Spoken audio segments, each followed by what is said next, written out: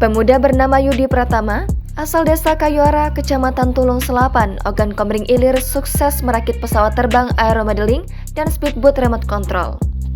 Siapa sangka, rupanya Yudi hanya belajar secara otodidak melalui YouTube untuk merakit dan membuat pesawat tersebut.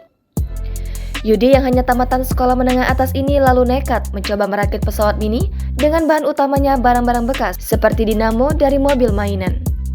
Selain pesawat, ia juga mampu membuat speedboat mini yang dapat dikendalikan dari kejauhan sepanjang 50 meter. Kecintaannya pada pesawat membuatnya rutin merakit, dan hingga kini ia telah memiliki 4 pesawat aeromodeling dengan berbagai bentuk dan 3 speedboat.